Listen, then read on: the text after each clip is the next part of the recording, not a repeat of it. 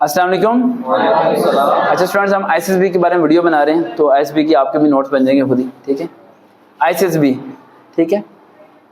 इसमें रेकमेंड कैसे होना है? पाकिस्तान नेवी कब जा रहे हैं? 9 तारीख को जा रहे हैं, ठीक है। अच्छा, जरा तीनों के पॉइंट जरा ध्यान में रखिएगा। पाकिस्तान आर्मी में वो बच्चे रेकमेंड होते हैं ज़्यादा जिनके मार्क्स 80-90% से कम हो, ठीक है, लेकिन जो पंचुअल ज़्यादा हो। क्या हो? पंचुअल। समझ आ रही है? पाकिस्तान आर्मी के अंदर ज़्यादा इंटेलिजेंट होना लाजमी नहीं है कि आप 90% मार्क्स लेने और बहुत ज़्यादा आप लाइक हो जाए, ये हो जाए, वो जाए, ऐसा कोई क्राइटेरिया नहीं है यहाँ पर। साइकोलॉजिकली आपने स्ट्रांग होना है, ठीक है, और आप पंचुअल होने चाहिए, एक्टिव होने चाहिए, क्रिएटिव आपके थिंक होने चाहिए, सब चीज़ें तब हो जाएंगे। जमात बाहर देख लेना बेटा, ठीक है, ये चीज़ आपके अंदर होनी चाहिए। पाकिस्तान एयरफोर्स के अंदर जो रेकमेंड होना चाहते हैं, पाकिस्तान एयरफोर्स के अंदर वो बच्चे लाइक भी हों और जी हाँ, एकेडमिक लिहाज से, सब्जेक्ट के लिहाज से वो लाइक होने चाहिए, उन्हें सब्जेक्ट में स्पेशलिस्ट होने चाहिए, अपने ग्रिप होनी चाहिए सब्जेक्ट में। आप पाकिस्तान नेवी के अंदर कौन रेकमेंड होते हैं जी? आपने सारी वीडियो सुनी है? हाँ, इंग्लिश। पाकिस्तान नेवी में कौन जी? इंग्लिश। अब तीनों मैंने फोर्सेस का कंपैरिजन करके आपको बता दिया, यानी आपने बहुत सुना है, काफ़ी रिकॉर्ड कर लिया, काफ़ी नोट्स बना लिए आपने। इंग्लिश जो सा है ना, आज दिन मेरा बड़ा टफ गुजरना है, मुझे पता है, अभी मुझे महसूस होने लग गया, ठीक है। तो इंग्लिश जो सी है ना, जिनकी स्ट्रांग होनी चाहिए। अब पाकिस्तान नेवी की आईसीबी में जब ये जाएंगे, इनिशियल टेस्ट वही उसी तरह होगा, सब चीज़ें फिजिकल वगैरह सब चीज़ें हो जाएंगी, वो मसले नहीं है। अगर आपने आर्मी, एयरफोर्स, नेवी किसी में भी रेकमेंड होना है तो 100% फोकस आपने डाल देना है इंटरव्यू के ऊपर। किसके ऊपर? इंटरव्यू के ऊपर। जो बच्चे इंटरव्यू सही तरीके से कर पाते हैं वही बच्चे रेकमेंड हो पाते हैं, और रहने दो बाद में।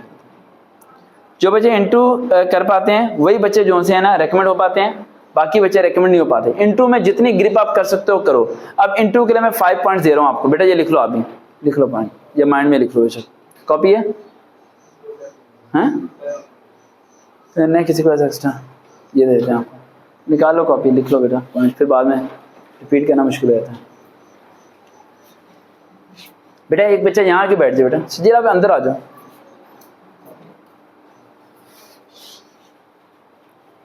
हाँ यहाँ बैठ जाओ। पॉइंट स्टार्ट करो। मैं पहला पॉइंट पाकिस्तान नेवी की बात कर रहा हूँ, मैं आर्मी एयरफोर्स की बात नहीं करना। ये नो कि इन रूल्स को आप पाकिस्तान आर्मी और एयरफोर्स में यूज़ करें, सिर्फ पाकिस्तान नेवी की बात करूँ। पाकिस्तान नेवी में जो बच्चे रेकमेंड होना चाहते हैं वो ये में रखें कि शिप्स के नेम उन्हें याद होना चाहिए। वेटिंग रूम में जहाँ उन्हें बैठाया जाएगा वहाँ पर शिप्स की सीनरीज लगी होंगी, ठीक है, काफ़ी ज़्यादा। इसमें एक लड़का था अमाद, पता नहीं इधर है किधर तस्वीर है, इधर नहीं है तस्वीर, हाँ ये रहा, ये लड़का अमाद है, अमाद नाम से। ये लड़का पाकिस्तान एयरफोर्स में भी रेकमेंड हो गया था और पाकिस्तान नेवी में भी रेकमेंड हुआ था।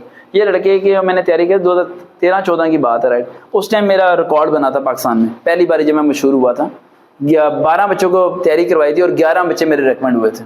12 में से 11 स्ट्रॉन्गली रेकमेंड हुए थे, जहाँ से फिर मैं फेमस होना शुरू हो गया था कि यार ये इतने बच्चे इस बच्चे के पास से कैसे रेकमेंड हो गए इतनी कम एज में।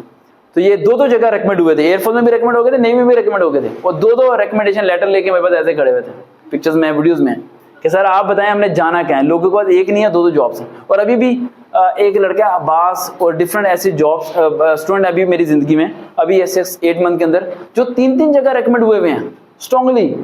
केपी के पुलिस में भी रेकमेंड हुआ है, ड्यूटी दे रहा है वहां पर। उसके अलावा वो बच्चा किसी और डिपार्टमेंट में भी रेकमेंड हुआ है, उसके अलावा वो कहीं और भी रेकमेंड हुआ है। और मैं फोन करके कह रहा था कि मैं 3 जगह रेकमेंड हुआ, मैं किधर जाऊँ। कुछ ऐसे जिनके पास एक भी नहीं है। ऐसे कोई रूल होना चाहिए कि जो 3 जगह रेकमेंड है वो अपनी बाकी नौकरियां किसी को बांट सके, ताकि हम अपने यहाँ के बच्चों को कहीं और एडजस्ट कराएं टेस्ट के बगैर ही। वो ये विलिंग कह सके यार मेरी जगह इसे रख लो, यार मेरी जगह उसे रख लो, यार तालीम उसकी पूरी है लेकिन उसे रख लो। तो अगर 2 होते इस तरह तो एक इसे बांट देते, टेस्ट देने की जरूरत ही नहीं थी, ठीक है, जॉब्स बांटना शुरू हुए थे। लेकिन इस तरह का स्ट्रेटजी नहीं है। तो पहला मेरीन के बारे में, शिप्स के बारे में नॉलेज होना चाहिए, वो चीज़ें आपने याद करके जाना है। Second point introduction.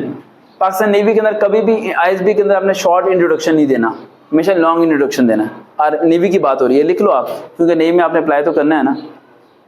Long introduction देना अपना, ठीक है, लंबा चौड़ा, कम से कम आपका 12 से 13 लाइनों का होना चाहिए, ठीक है, 12 से 13 लाइनों का। आप भी लिख लो, क्योंकि मैंने आपको 3-4 जगह अप्लाई करवाना है, एक जगह नहीं अप्लाई करेंगे, ठीक है। फिर 3-4 जगह अप्लाई करेंगे, फिर ये कहने के रिकमेंड हो जाएंगे, ठीक है। उसके बाद अगला पॉइंट, बेटा बाहर देखते रहना, रास्ता ना किसी का रुके। तीसरा पॉइंट, आपका बैकग्राउंड यानी फैमिली पैकेज, फैमिली का खर्चा कितना होता है, ये सबसे इंपॉर्टेंट पॉइंट है। पाकिस्तान नेवी के अंदर बेइंतहा बच्चे नॉट रिकमेंड हो जाते हैं ऐसे इस बना पे कि वो वहाँ पर अपने आप को गरीब शो करते हैं। सर जी मेरे हालात बड़े ख़राब हैं, मेरे पास सिर्फ एक आईफोन है, ठीक है, और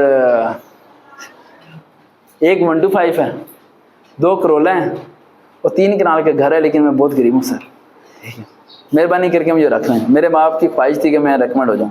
इस तरह की कहानियाँ वहाँ नहीं सुनानी। आपका पेट खाली है, करोला नहीं है, अच्छा, आपका पेट खाली है या भरा हुआ है, आप भी जेब में पैसे हैं नहीं है, उस शख्स को बताने का फ़ायदा नहीं जो आपके दर्द को समझ नहीं सकता। सिर्फ उसी को बताओ जो दर्द को समझ सकता है। बस ये बात दिमाग में डाल लो। अफसर के सामने रोने से क्या फ़ायदा, क्या वो रहम करके आपको रख लेगा? शराब नहीं है सोने, वो आपको रिजेक्ट कर देगा। अपने आप को स्ट्रॉन्ग शो करो। क्या शो करो? स्ट्रॉन्ग।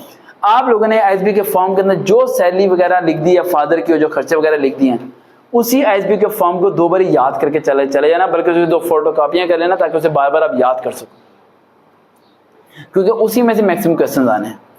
अब लास्ट पॉइंट, पाकिस्तान नेवी में रेकमेंड होने की वजह क्या, जो बच्चे रेकमेंड होंगे उनकी सबसे इंपॉर्टेंट चीज़ क्या?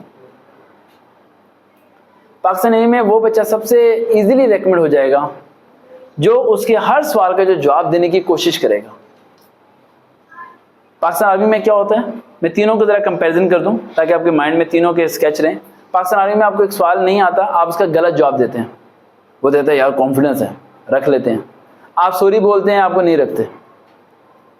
पाकिस्तान नेवी में ऐसा नहीं है, आपने गलत जवाब नहीं देना, नियरेस्ट, जितना नियरेस्ट दे सकते हैं ना, आपने उसकी कोशिश करनी है देने की, ट्राई करनी देने की। लेकिन पाकिस्तान नेवी में सही सवाल का गलत जवाब नहीं देना, ये गलती नहीं करनी। समझ आ रही बात?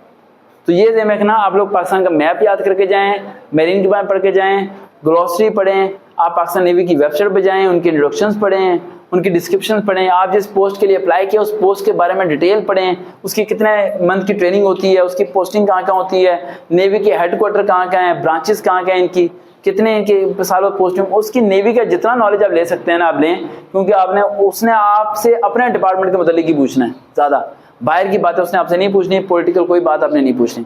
और जो लास्ट पॉइंट आपको बोला था English, that is the most important point.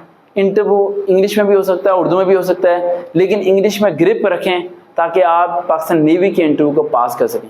अब सवाल जो उठता है कि पाकिस्तान नेवी के इंटरव्यू में इंग्लिश इतनी मैटर क्यों करती है? ठीक है, पाकिस्तान नेवी के मैक्सिमम जितने काम हैं वो सारे फॉरेन कंट्री के हैं, शिपिंग के थ्रू, दुबई, ऑस्ट्रेलिया, ठीक है, अमेरिका, लंदन, ये आज का पता नहीं इटली था लास्ट में, ये तुर्की की पिक्चर्स में लगाई हुई है, ठीक, मैक्सिमम ये बाहर के मुल्क की होता है। अभी मैं कैनेडा गया हुआ है, ठीक है।